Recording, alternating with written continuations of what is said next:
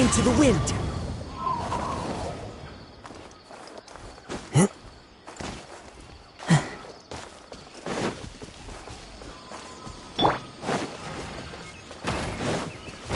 Hold the line. No rest for the wicked. Ha!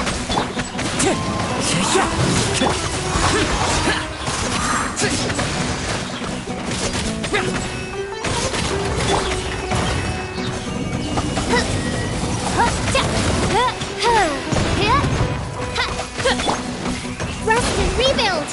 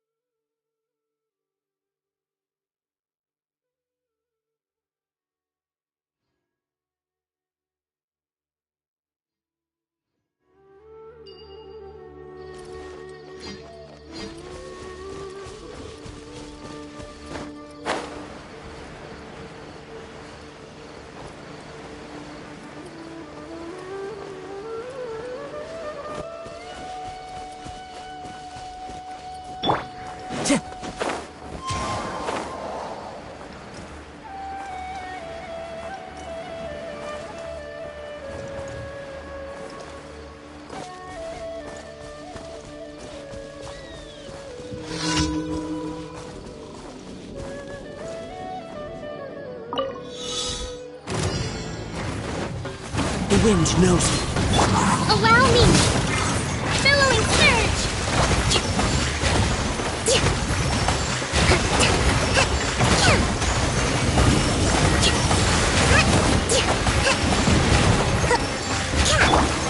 Midnight Phantasmagoria.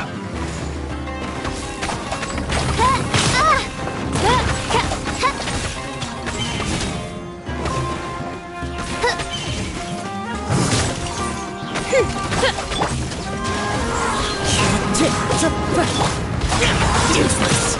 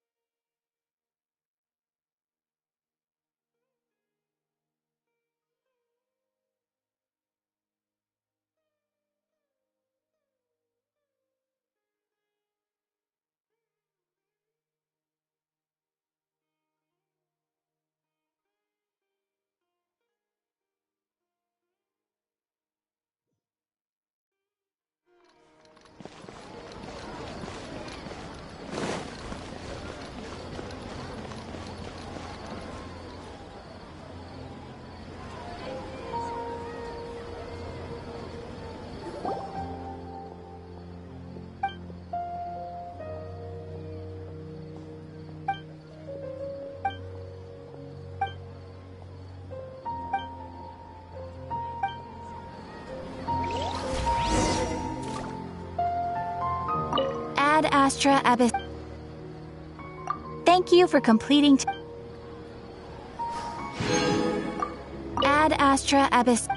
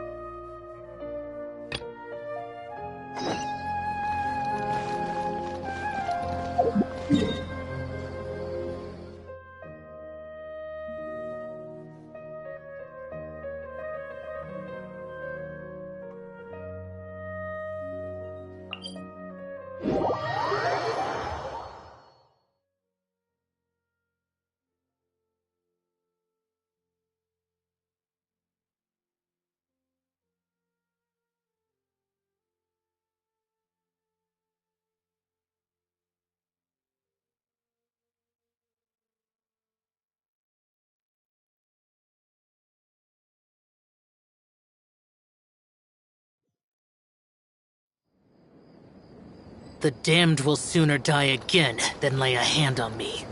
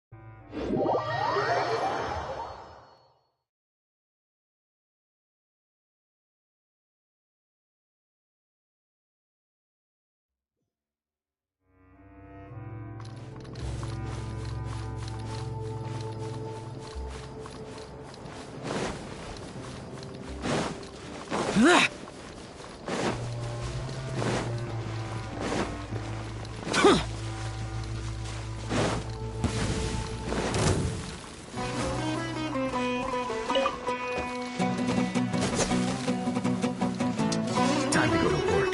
You are not welcome here.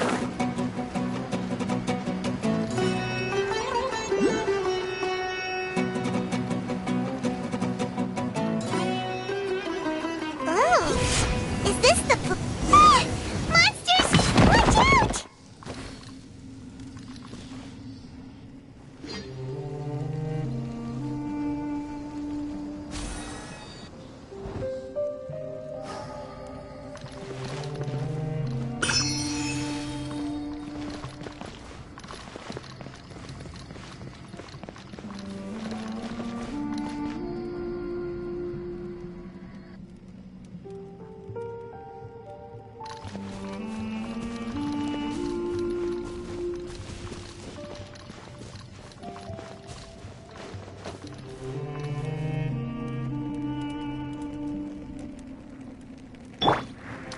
One with nature.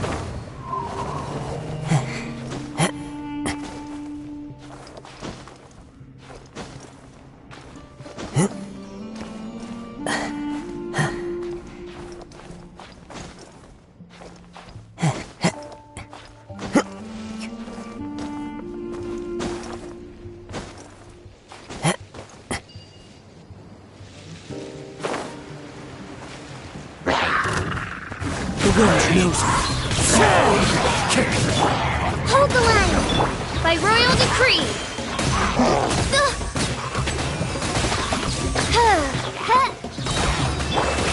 Into the wind.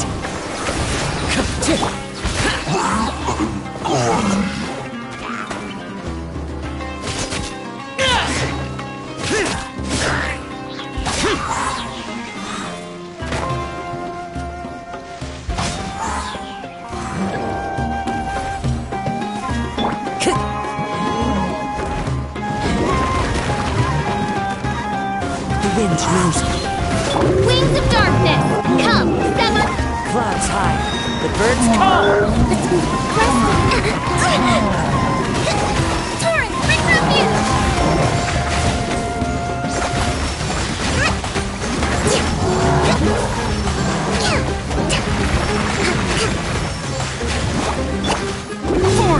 Useless.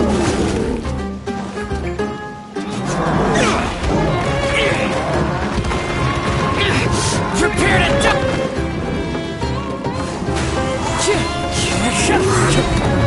Time to go. Allow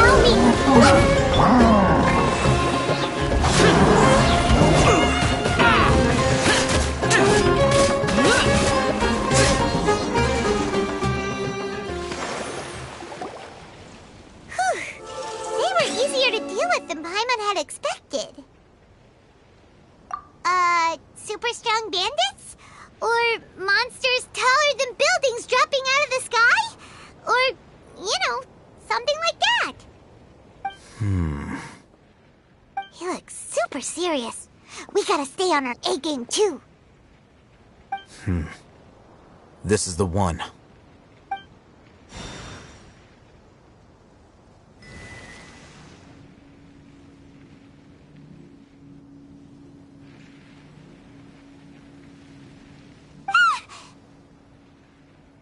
Let's go in and take a look.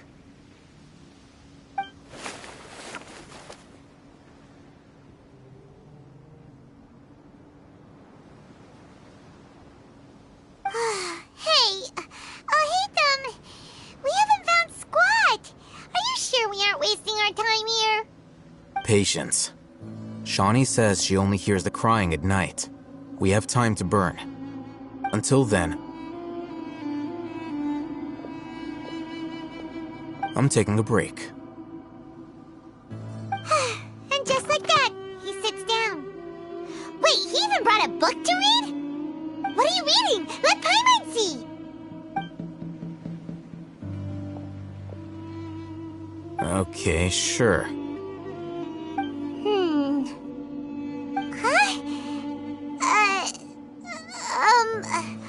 The natural position, which is the positional propensity of an entity in natural motion in contrast with an object in forced motion?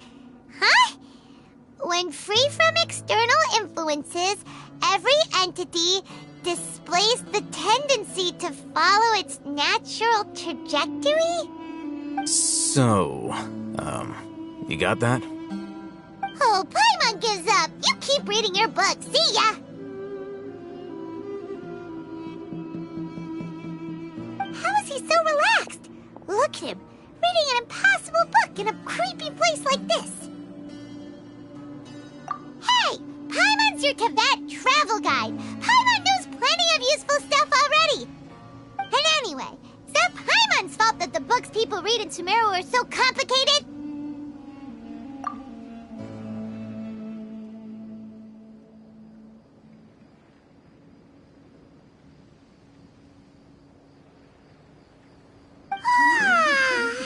Paimon's getting so sleepy. Huh? What was that sound? There it is. It's coming from that direction.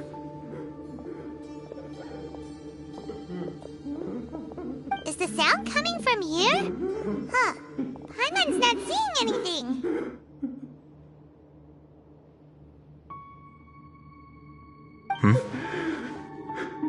It's from below. But there's no way we can get down there. Something is off about the interior here.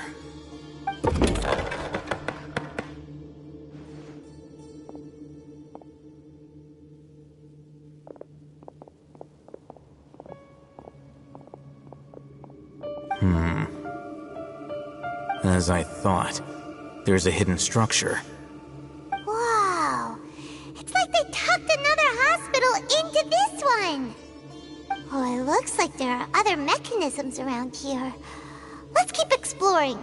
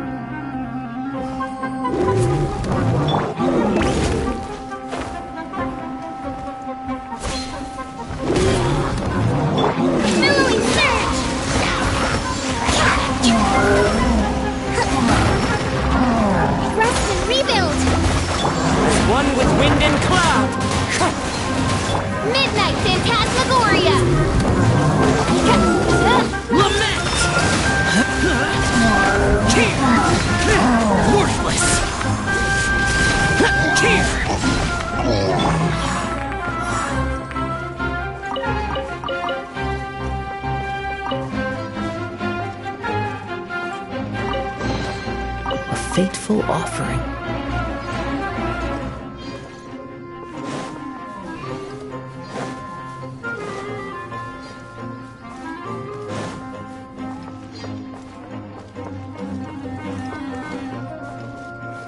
Into the wind!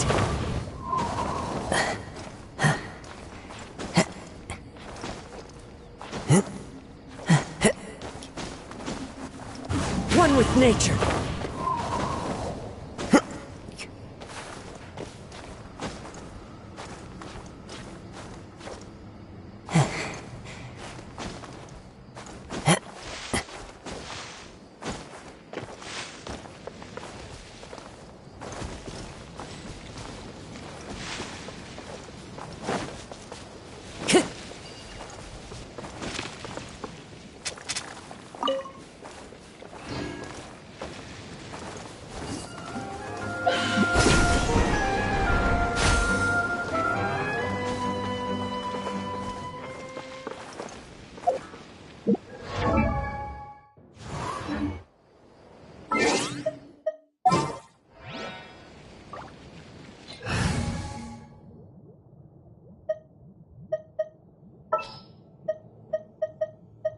This world is full of unsolved mysteries.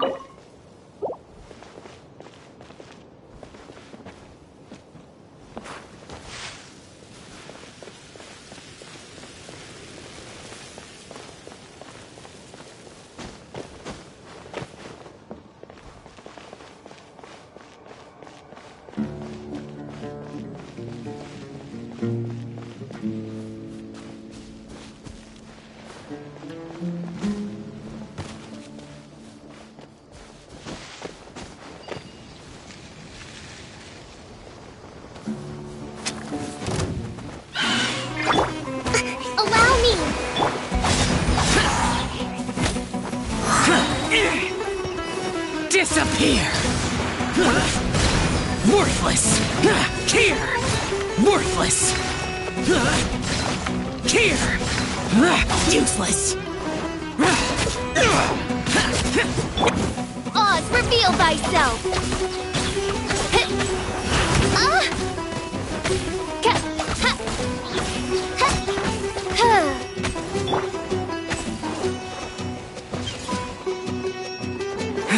Scatter!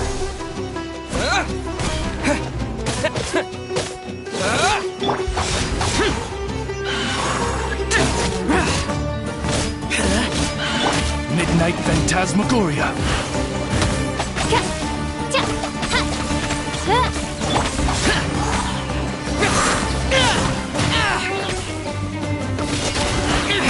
Prepared it!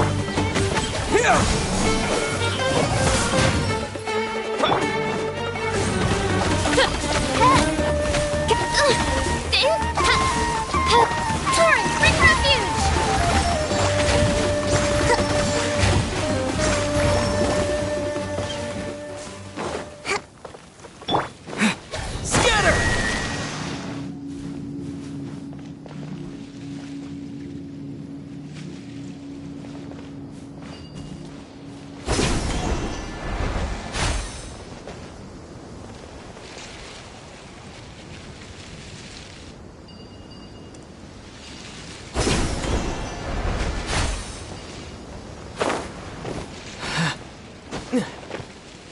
like a lamb to the slaughter.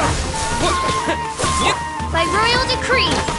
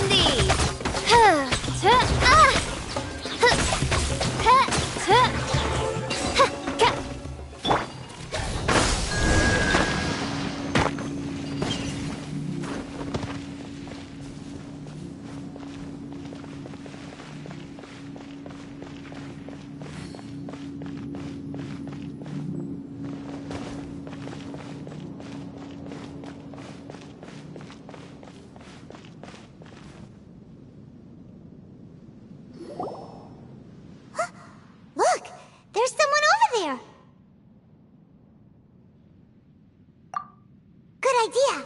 Let's approach him slowly without alarming him.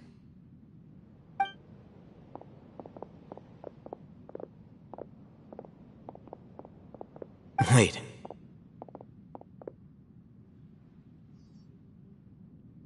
You're...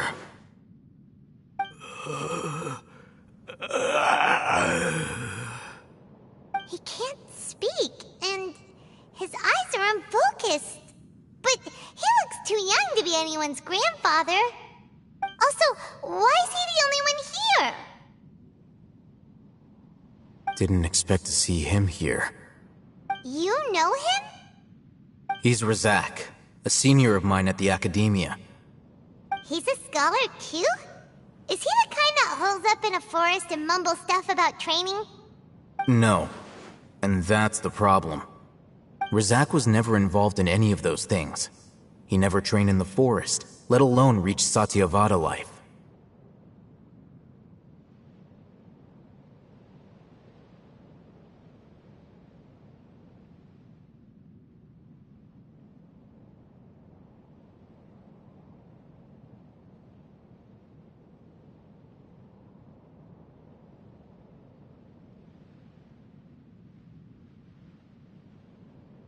Leaving that question aside for the moment, him being here alone means that we might be too late. Looks like they've already taken everyone away. For whatever reason, they left Razak here. Perhaps they simply didn't have time to come back for him. There are drag marks on the ground. They're clearer by the doorway. Someone was forcefully drawing a cart that was loaded with something heavy. Loaded with people? That is one possibility. It looks like they were in a hurry, as if they were afraid of being caught. In their haste, they failed to notice Razak hiding in a corner.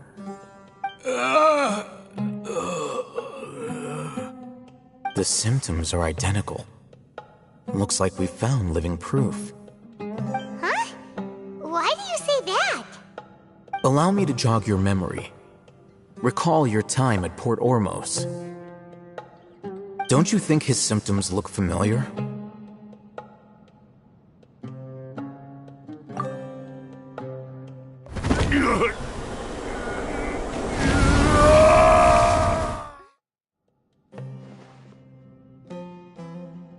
Oh, now that you mention it, they're acting the same way. Correct. The Academia is behind all of this. It isn't difficult to deduce their rationale. First, the Academia spread a false rumor of King Deshret's resurrection, emphasizing the role of the village keepers, the mad scholars who were exiled to Aru village.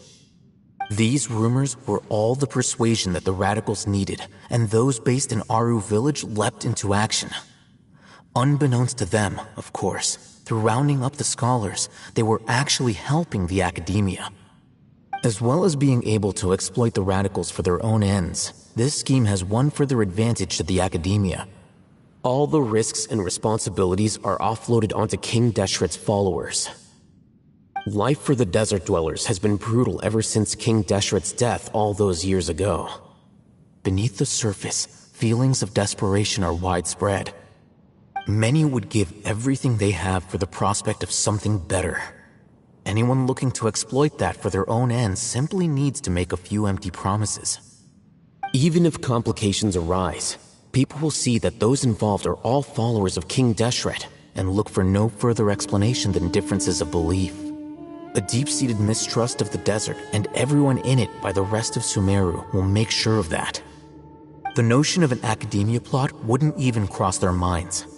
It may seem like a simple strategy, but it is able to work wonders under Sumeru's current circumstances.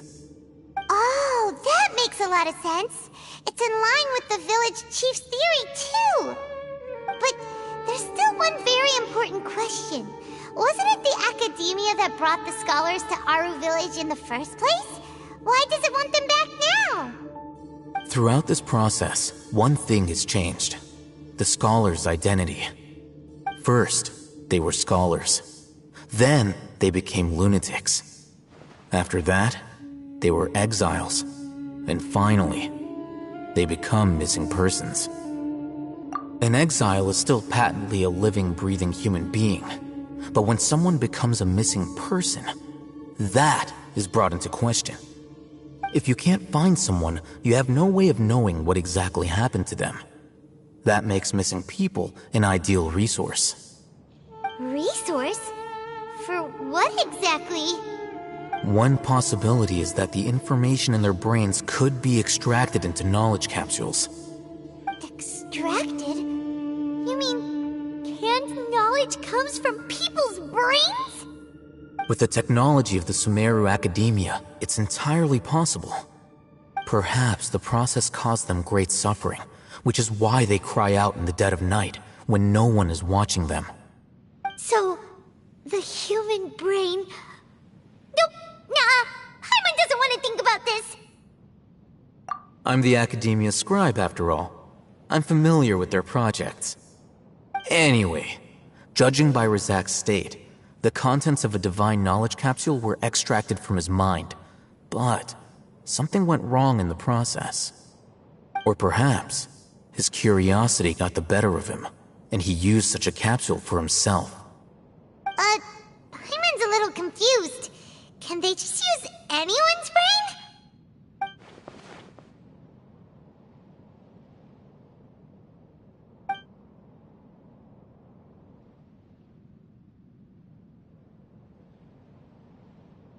The look on your face tells me you've realized the answer.